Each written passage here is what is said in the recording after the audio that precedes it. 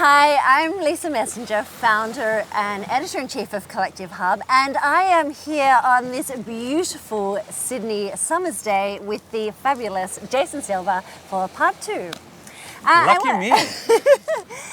I want to now talk about rituals, vulnerability, and growth. So we're going to get a little personal, a little deep. It's what you do best, right? I try. Yeah, you do it very well. Thank you. So our community is really interested in rituals. I think, they see these extraordinary humans like you that seem to be living, a limitless life and, reaching full potential and producing extraordinary content and all of that kind of thing. But for me, it's really interesting. And I think for them, what goes on behind the scenes. And I know you've said things like sleep are kind of a not negotiable for you. Yeah. And I also know that you divide your day, I think, into two, so it's like the convergent and the divergent. Yeah. So can you talk to us? Yeah, I'm impressed. Yeah, thanks. I'm impressed. That's why we're here, right? So can you talk to us a little bit about what's important to you and how do you ritualize your life? Yeah, well, I think I have had to learn the hard way that I'm embodied, and what that means is that I'm a slave to neurochemistry. I'm a slave to biology, but I'm also a product of biology and I'm a product of neurochemistry. So make friends with your body, make friends with your mind. And what that means is work with your limitations and leverage your limitations for your own advantage. That means you have to have as much rest as you have action.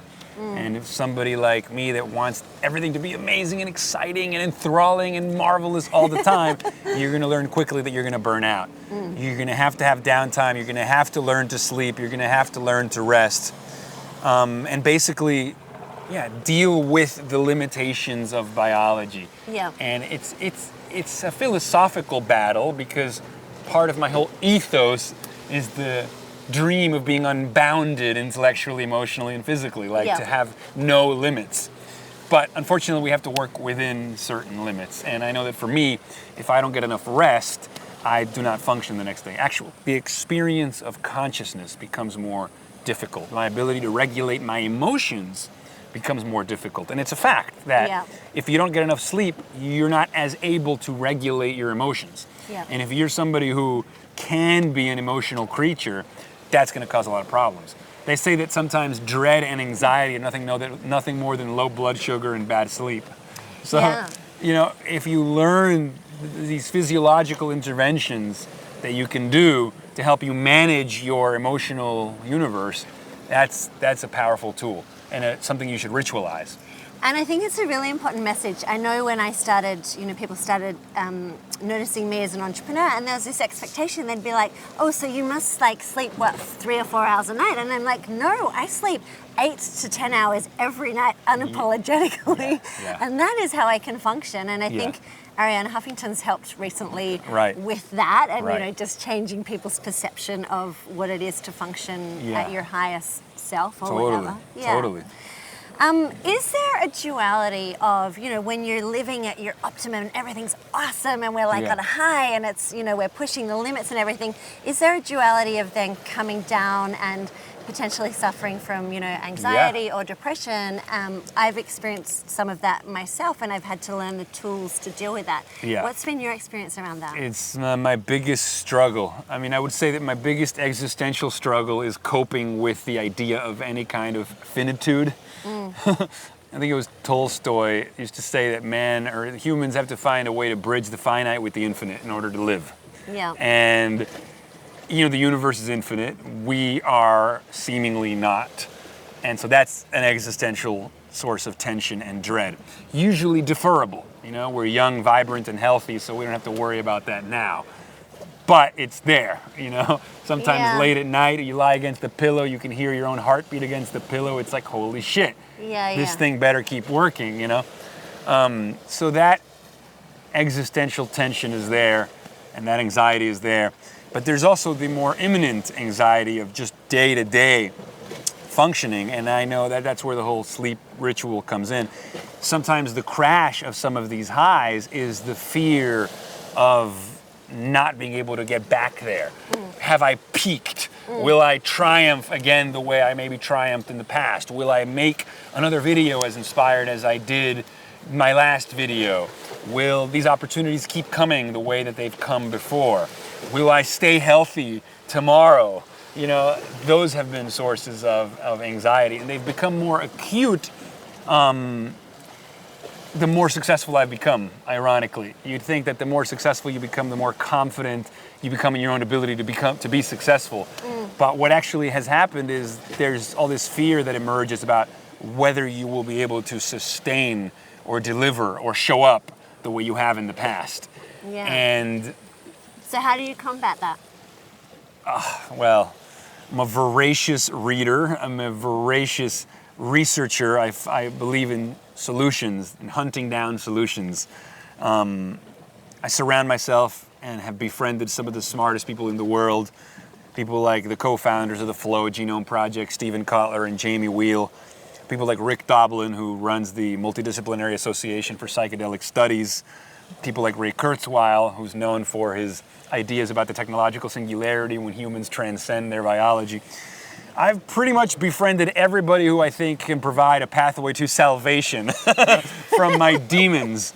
I'm determined to overcome. So, which is extraordinary, and like it's quite surreal for me sitting here listening to you just, you know, espouse these names of the people that you've befriended, because I think from what I can tell, you're one of the most well-read, you know, extraordinary humans that, you know, traverses so many different, I don't know, intellectual fields, but also has the heart and the feeling side. So it's quite extraordinary.